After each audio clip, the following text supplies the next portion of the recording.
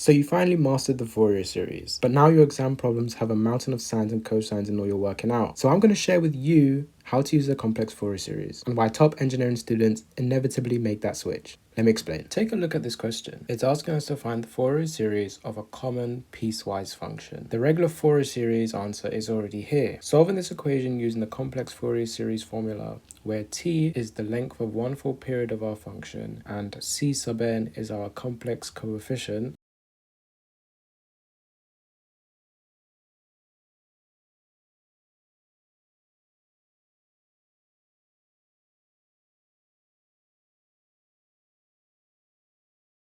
here, f of x is equal to minus 6j over pi multiplied by the summation of 1 over n times e to the power of j n x, where n is any odd integer and it spans from minus infinity to positive infinity. Look at our final answer for c sub n. Notice how it has an imaginary j term glued to the entire coefficient. In the complex Fourier series, the real part of your coefficient for c sub n is like the volume slider for your cosines. It tells us how much of a particular frequency is present in the original function. Likewise, the imaginary part is the volume slider for your sines. In this specific example, the moment you see that c sub n is purely imaginary, you can instantly infer that the cosines have completely destroyed each other behind the scenes. And so without doing a single line of trigonometric substitution, of course, for this example, one can easily visually intuit that this square wave is entirely odd and so would not contain any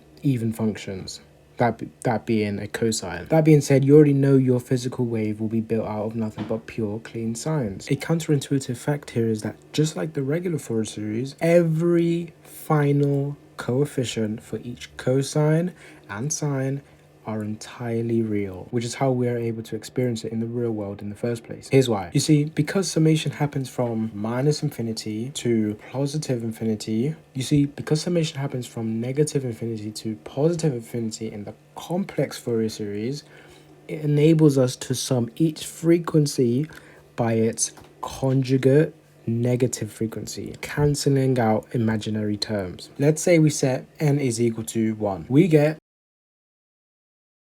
a final answer of minus 6j over pi multiplied by e to the power of jx has been reached. But notice when we also add the term for n is equal to negative 1,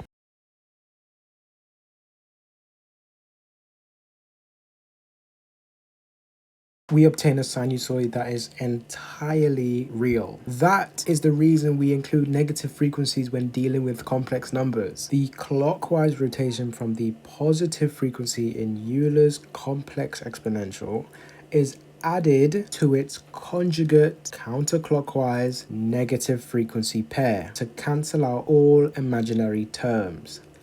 The regular Fourier series never has to deal with needing to cancel out imaginary terms, because by definition, it deals with only real values. Therefore, it can represent its entire real frequency range running from n is equal to 0 straight up to infinity, rather than including negative frequencies. Now that you see why the complex version is the shortcut engineer whereby you need to know Now that you see why the complex version is the shortcut engineers swear by, you need to make sure your foundation in the regular series is solid. Therefore, if you need a recap on how the regular Fourier series works, check out this video here.